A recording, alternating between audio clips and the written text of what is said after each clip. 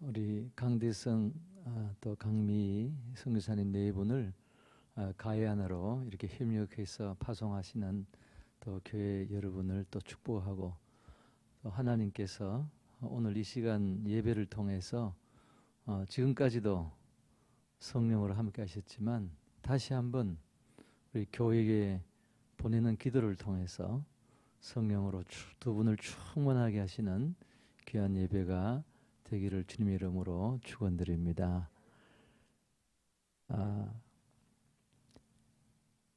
예수님께서 제자들을 참 많이 사랑하신 것을 특별히 우리는 요한복음을 보면 알 수가 있습니다. 우리 공감복음에는 예수님의 가르침과 특별히 사역이 많이 기록되어 있습니다. 예수님과 제자들 사이에 그런 대화는 요한복음에 많이 기록되어 있습니다. 예수님과 제자들의 관계가 요한복음에는 아주 잘 나타나 있죠. 요한복음 13장 이렇게 시작합니다. 예수님께서 제자들을 아버지께 이제 가실 때가 이른 줄 아시고 제자들을 사랑하시되 뭐라고 그랬죠? 끝까지 사랑하시니라. 그래서 3년 동안도 사랑하셨는데 끝까지 사랑하셨다고 그런 거죠. 예수님은 이제 다음 날이면은 정말 처참하게 십자가에서 못 박혀서 돌아가시는데, 고민하여 죽게 되었는데, 또 아버지 하나님과 이제는 영원전부터 독생하는 그 품 안에 계신 독생하신 하나님인데 이제는 떨어져야 되는 그런 아픔, 참 그런 순간에도 예수님은 제자들을 끝까지 사랑하셨다고 그랬습니다. 또 14장에도 내가 너희를 사랑한 것 같이 너희도 서로 사랑하라고 하시면서 새 계명을 주셨어요. 끝까지 제자들을 사랑하시고 교훈을 주시고 붙들어 주셨죠. 또 15장에도 너희가 나를 사랑하면, 내가 너희를 사랑같이 너희도 나를 사랑하면 세상이 너희가 내 제자인 줄 알리라. 계속 예수님은 또 그런데 그 사랑하시는 예수님이, 제자들을 사랑하시는 예수님이 오늘 본문을 보면은 아버지께서 나를 보내신 것 같이 나도 너희를 보내노라. 사랑하시는 제자들을 세상으로 보내신다고 말씀하셨어요. 예수님은 제자들이 세상에서 환난을 당하고 박해를 받고 그리고 마지막에는 순교할 것을 아셨습니다. 제자들이 우리가 이렇게 말해서 그렇지 얼마나 많은 어려움을 받은지 알고 있습니다. 예수님이 다 아십니다. 근데 사랑하시는 제자들을 어떻게 보내실 수가 있느냐 말이죠. 그들이 고난받을 것을 아시면서도, 물론 아버지 하나님께서는 성부 하나님께서는 성자 하나님을 이 땅에 보내실 때 정말 주 앞에서 자라나기를 연한 순 같고 마른 땅에서 나온 뿌리같이 고운 모양도 없고 풍채도 없고 사람들이 보기에 흠모할 만한 아름다운 것이 없이 나사렛에서 자라시고 모든 질고와 강고를 겪고 십자가에서 결국은 고난받으시고 죽으실 것을 아버지 하나님이 아셨죠. 말할 수 없는 사람들의 멸시를 받고 버림받을 것을 아셨죠. 수치를 당하고 부끄러움으로 십자가에 죽을 아셨지만 사랑하시는 성자 하나님을, 동생하신 하나님을 아버지 하나님도 보내셨습니다. 그것만 보더라도 하나님이 얼마나 우리를 사랑하시는지 알 수가 있죠. 고난받을 것을 아시면서도 성자 하나님을 보내셨어요.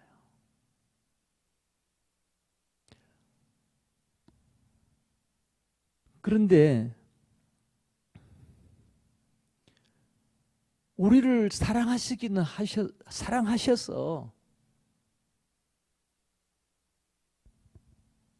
심판에서 구원하시고 하나님의 자녀로 회복하시고 영원한 생명을 주시기를 원하셨지만, 그렇다고 어떻게 그렇게 사랑하시는 성자 하나님을 보내실 수가 있느냐 하는 거예요. 제가 예수님이라면은 또 제자들을 그들이 어떤 어려움을 당할 줄 알면서 어떻게 보내겠느냐는 거죠. 우리 부모들이 자녀들이 말할 수 없는 고통을 받는 것을 알면서 보낼 수가 있겠어요? 저는 군대에 가지를 못했어요. 폐결핵에 걸려가지고 대학교 때 집에서 한 3, 4년 쉬었습니다. 그런데 제 동생은 3년 날에 제 동생은 지금 토론토에서 목회를 하는데 군대를 갔어요.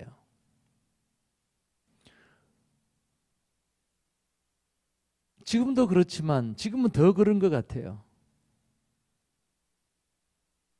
군대에 보낼 때 얼마나 참 어머님이, 제 아버님도 힘들어하시는지 몰라요. 저도 눈물이 났어요. 40일 논산 훈련을 마치고 이제 지금도 그런지 모르겠습니다만은 이제 부대에 배치되기 위해서 모든 훈련 받은 그 군인 이제 1등병들이죠. 다 어디에 모이나 하면은 용산역에 모입니다. 그럼 그 용사의 집이라 그래서 큰 숙소가 있고 그 연병장에 수천 명이 대열을 지어서 앉아 있으면서, 그리고 기차를 타고 부대에 배치되어 가는 거예요.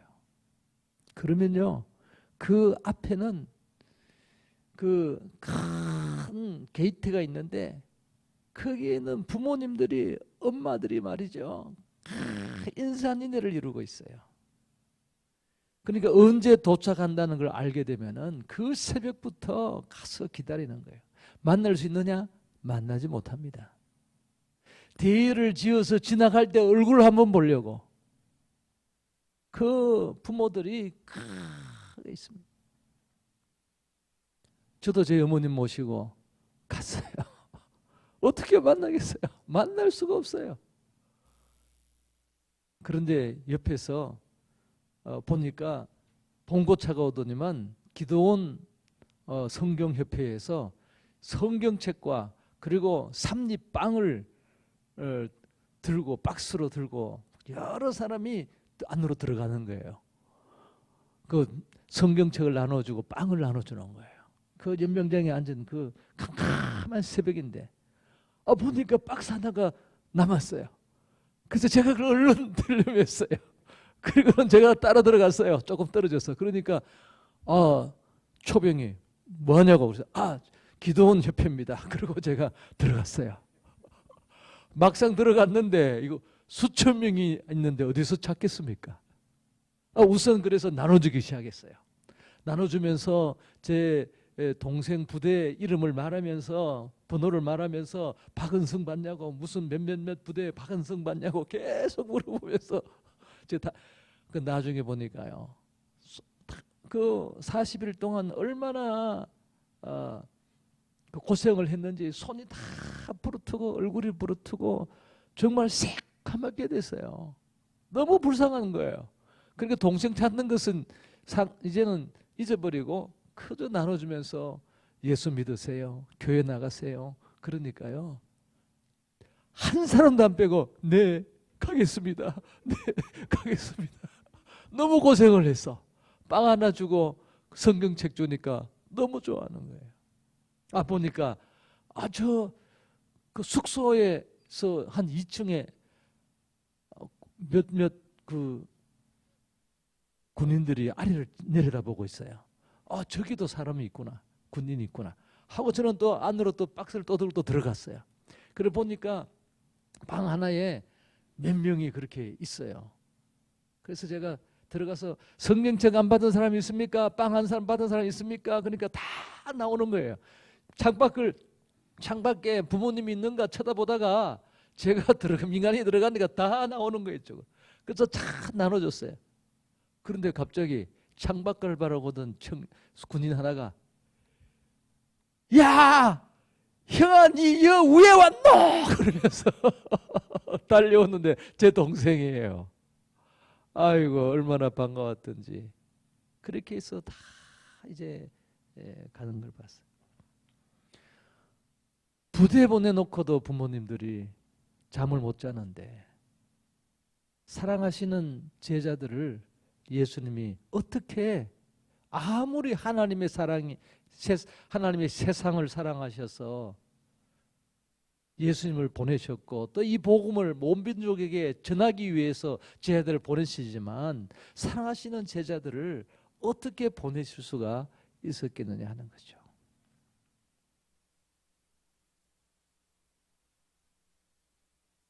저희 아버님은 제가 5년 동안 아르헨티나에서 선교하고 돌아왔을 때 제 아버님 목사님입니다. 그런데도 저한테 하시는 말씀이 야 다른 목사는 1년도 안 갔는데 너는 5년 갔다 왔으니까 이제 됐다. 이제 여기서 교회 개척해라. 내가 도와줄게. 그때 은퇴해 계셨거든요. 그게 부모의 마음입니다. 사랑하는 사람 고생하는데 보내기가 어려운 거예요. 하물며 순교의 자리에까지 간 제자들을 아시면서도 어떻게 보내실 수 있냐는 거죠. 그 해답은 예수님의 말씀에 있어요. 아버지께서 나를 보내신 것 같이 나도 너희를 보내노라. 비록 너희들이 고난을 당하고 박해를 받고 순교의 자리에 이르겠지만 아버지께서 나를 보내신 것처럼 너희들도 승리하게 될 것이다. 고난을 이기게 될 것이다. 그래서 나도 아버지께서 나를 보내신 것 같이 나도 너희를 보낸다. 성부 하나님은 성자 하나님을 어떻게 보내셨어요? 어떻게 보내실 수가 있을까요?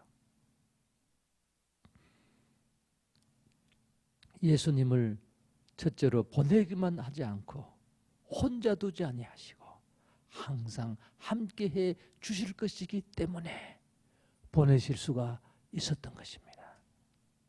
예수님은 항상 3년 동안 제자들에게 말씀하실 때 또 사람들에게 말씀하실 때 아버지께서 나를 보내셨다. 아버지께서 주신 말씀을 나는 너희들에게 준다. 아버지께서 일하시니 나는 일을 한다. 항상 아버지께서 나를 보내셨다는 사실을 말씀하셨어요. 영생은 유일하신 참 하나님과 그가 보내신 자 예수 그리스도를 믿는 것입니다. 예수님은 자신이 아버지 하나님이 보내신 것을 아셨어요. 요한복음 8장 29절에도 나를 보내신 이가 나와 함께 하시도다. 내가 항상 그의 기뻐하신 일을 행함으로 나를 혼자 두지 아니하셨느니라. 예수님이 어떻게 그 멸시와 고통을 고난을 박해를 이기셨을까요? 아버지께서 나와 함께 하시는 것을 아셨기 때문에. 우리 강대성 목사님 우리가 말할 때는 저는 보니까 오늘 우리 기도하신 권사님이 우리 강대성 선교사님 또 강미 사모님을 굉장히 사랑하시는 것 같아요. 그러면 말리셔야죠. 아니 11년은 한번 갔다 왔으면 됐지 왜 또 가냐고. 이젠 70 다 돼가는데 말리셔야죠. 그러나 보내실 수 있는 것은 우리 선교사님 네 분을 보내시는 분은 하나님 아버지시기 때문에 우리 주님이시기 때문에 혼자 버려두지 아니하시고 보내기만 하지 아니하시고 함께 하실 것을 아시기 때문에 보내주셨고 오늘도 그렇게 기도하시는 거예요. 여러분들 선교는 무엇이냐? 하나님이 나와 함께 하신 것을 체험하는 게 선교입니다. 물론 여기서도 하나님이 나와 함께 하시는 것을 체험할 수 있죠. 그러나 어려우면 어려울수록, 고난을 당하면 당할수록, 복음을 위하여 고통을 받으면 받을수록, 어려움에 처하면 처할수록 더 하나님의 임재를 경험할 수 있게 되는 것입니다. 제가 90년에 선교사로, 아르헨티나 선교사로 파송을 받아서 코스타리카에서 1년 동안 언어 훈련을 했었습니다. 스페인어를 배우기 위해서 코스타리카로 갔는데 거기는 지진이 많아요. 1년 동안 스페인어를 배워서 스페인어로 설교한다는 게 얼마나 어려운 일이에요. 그러니까 거기 선교사 어느 학교에 오신 선교사님들이 다 한국인은 저밖에 없었고 다 미국인 선교사님들이었는데 스트레스가 그렇게 많았어요. 스페인어를 배우면서 얼마나 힘들겠어요. 그런데 하루는 우리 아이들 그때 2살, 4살이었는데 아이들을 데리고 시내에 나가야 될 일이 있었어요.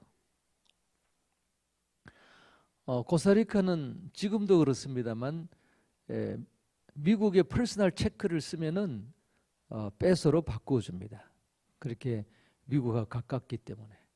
그래서 일주일에, 그리고 계속 달러가 오르기 때문에 일주일에 한 번씩 이제 체크를 환전소에, 시내 환전소에 가서 체크를 써서 peso를 바꾸게 됩니다. 근데 환전소 주인 아저씨가 매주마다 저만 가니까 이제 뭐 이렇게 저렇게 이제 스페인어를 저를 이제 멘토로 해서 좀 도와줬으니까 우리 가족을 보고 싶다는 거예요. 그리고 우리 아이들을 보고 싶대요. 그래서 그날은 아이들을 소개해 주려고 데리고 옷을 입혀서 버스를 타고 갔어요. 이제 버스에서 내렸어요. 코너에 내렸는데 바로 건너편이 5층 건물인데 2층에 환전소가 있어요. 그래서 내렸는데 갑자기 제가 길을 건너려고 하다가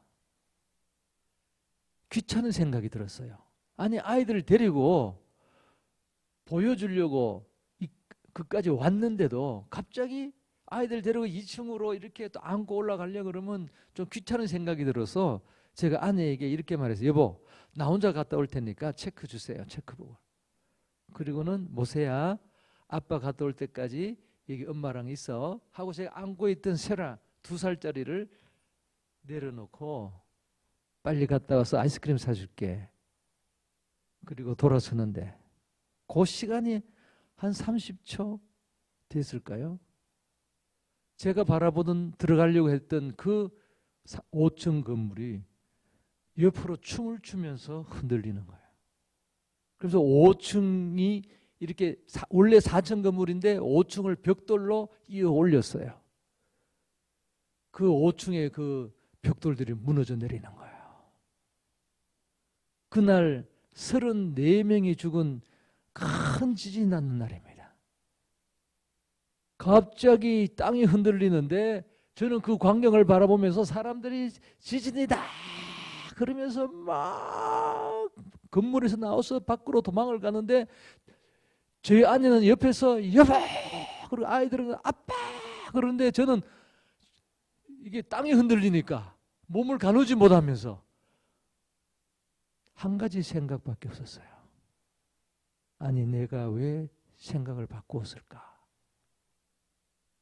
만일에 아이들을 안고 건너갔으면 그 시간에 정확하게 5층에서 무너내리는 벽돌에 아이들이 크게 다치든지 큰 사상이 났을까요? 또 여진이 오는 거야. 막 흔들리고 있어요. 소리가 구릉 그러는데 저는 뭐 지하철이 지나간 줄 알아. 지하철도 없는데. 그러면서 한 가지 생각밖에 없었어요. 내가 왜 생각을 바꾸었지? 그때 주님의 음성이 제 마음에 들렸어요. 이놈아, 하나님이 제가 잘 못할 때는 항상 이놈아 그랬어요. 네가 생각을 바꾸었냐? 내가 바꾸어줬다. 너는 언어 공부하느라 스트레스 받아서 기도도 못하고 있지 않느냐? 그러나 미국에 있는 너를 파송한 교회 성도들이 얼마나 기도하고 있는 줄 아느냐? 그래서 내가 그 사람들의 기도를 듣고 네 생각을 바꿔주었다. 왜? 하나님께서 하나님 임재가 느껴지는데요. 막 흔들리는 게 문제가 아니더라고요. 여보, 그런 아내에게 제가 돌아오면서 뭐라 그랬게요? 정색을 하고, 여보, 걱정하지 마. 지금 하나님이 우리와 함께하고 있어.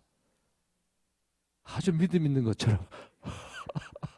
그랬더니 제 아내가 저를 이렇게 쳐다보더라고요. 여진이 지나가니까 길거리에 그런 사이에 한 명도 없어 사라졌어요. 한 사람도 다운타운에 없어요. 다 어디론지 다 도망갔어요. 우리 네 가족만 남았어요.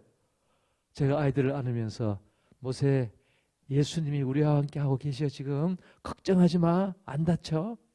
그리고 다른 건너편에 공원이 있었어요. 그리고 공원에서 앉아가지고 아무도 없으니까 유튜브에서 배운 복음성가 불렀어요. 아이들과 같이. 예수님께서 부르셨어요. 날 따라오라고. 좋아요. 기뻐요. 따르겠어요. 랄랄라 랄랄라 랄랄라. 저도 32년 선교사 생활에 정말 선교하면서 받은 은혜, 가장 큰 은혜 한 가지가 있다면은 하나님이 나와 함께 하신다는 것입니다. 두 번째는 예수님께서 사랑하신 제자들을 어떻게 보내주셨을까? 성령을 보내실 것이기 때문에. 성령을 보내실 것이기 때문에. 예수님도 이 땅에 오셨을 때 세례 요한에게 세례를 받으시고 물에서 올라오실새 기도하시는 때 하늘이 열리고 성령이 비둘기와 같이 예수님에게 임하셨죠. 예수님이 요한복음 이 13장에도 14장, 15장, 16장 계속해서 또 다른 보혜사를 너에게 보낸다. 내가 아버지께 요구하겠으니 또 다른 보혜사를 너에게 보내시면 그들이 너를 진리 가운데로 인도하실 것이다. 나에 대해서 증언하실 것이다. 너희와 함께 하실 것이다.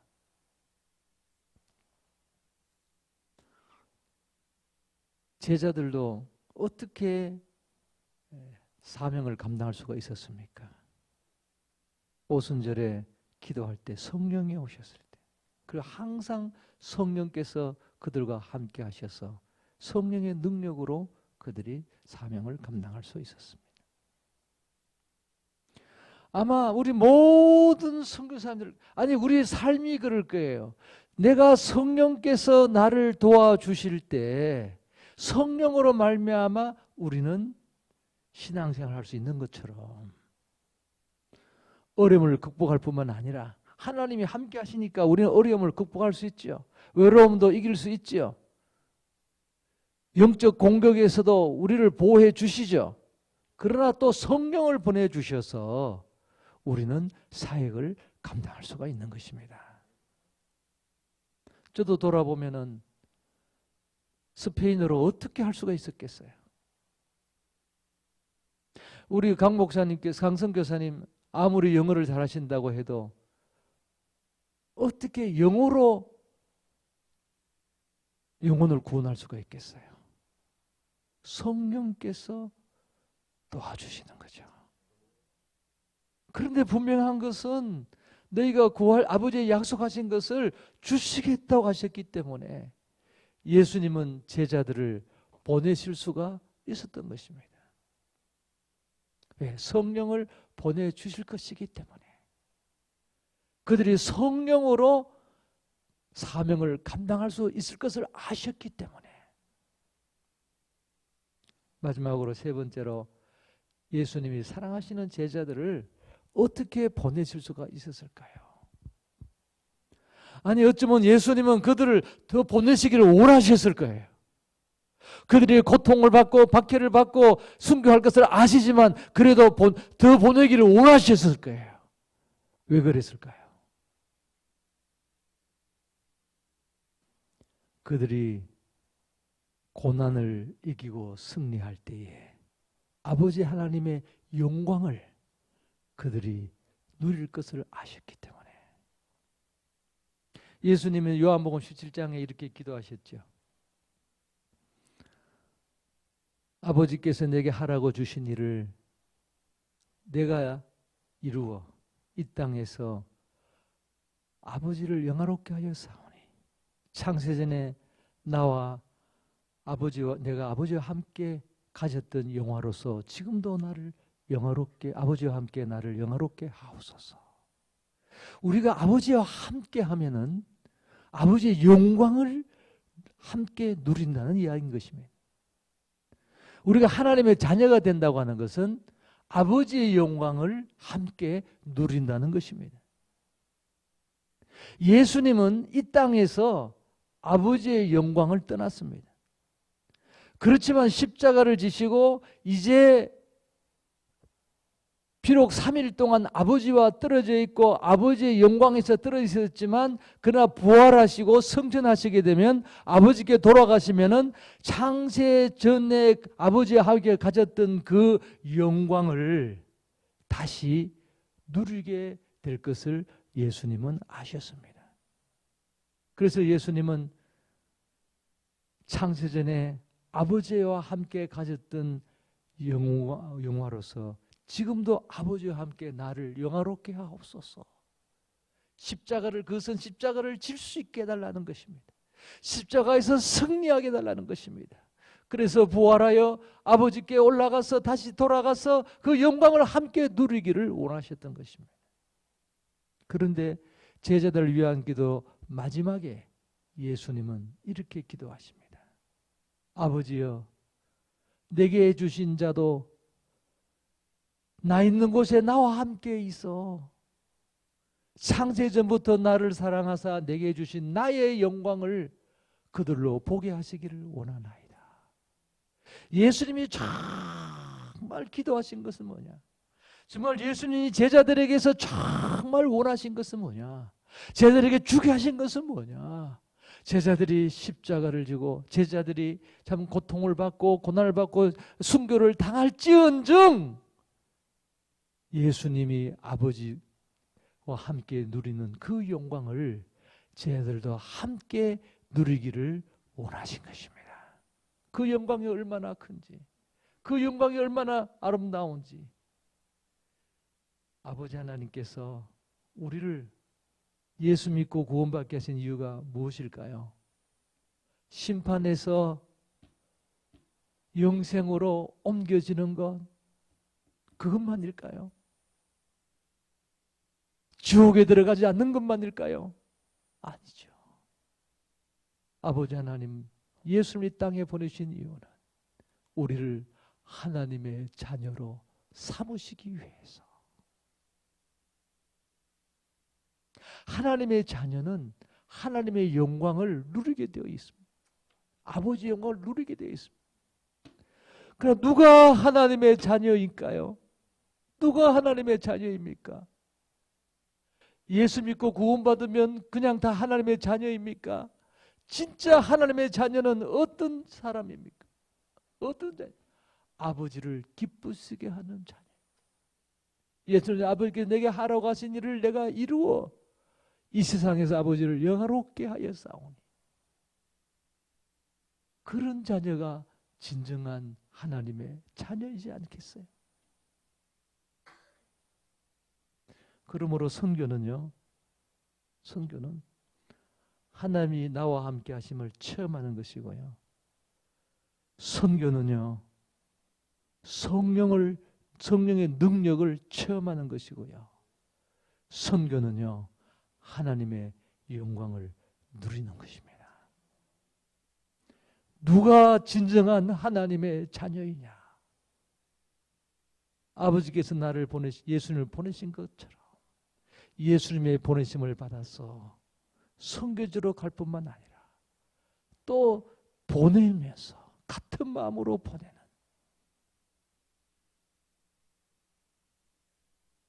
진정한 하나님의 자녀입니다.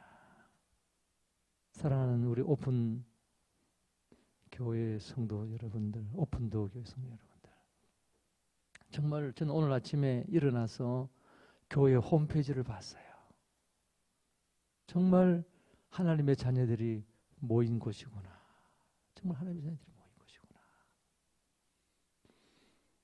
이제 사랑하는 강선교사님 네 분을 보내시고 또 캄보디아에 또 선교사님 보내시고, 저는요 큰 대형 교회가 협력 선교만 하지 자체 선교사 한 명도 파송하지 않는 교회들을 많이 봤어요. 선교는 돈으로 하는 것이 아닙니다. 선교는 아버지께서 예수님을 보내신 것처럼, 예수님이 제자들을 보내신 것처럼 나도 너희를 보내노라, 예수님의 그 마음을 알고 하나님이 기뻐하시는 일, 하나님이 하러 가신 일, 영혼을 구원하는 일을 위하여서 보냄을 받고 보내는 교회가 진정한 하나님의 자녀가 모인 교회인 줄로 믿습니다. 우리 강성교사님, 우리 과거에 11년간 살았던 곳이지만 영적 공격은 여전할 것입니다. 어려움은 여전히 있을 것입니다. 과거에 사역했기 때문에 희생하지 않아도 사역할 수 있는 것은 아닐 것입니다. 여전히 희생하고 어려움과 고난이 있을 것입니다. 그러나 예수님께서, 아버지께서 예수를 보신 것처럼 예수님께서 보내시기 때문에 승리하게 될 것인 줄로 믿습니다. 교회가 함께 하나님의 함께 하심과 성령의 능력과 하나님의 영광을 누리시기를 주의 이름으로 축원합니다.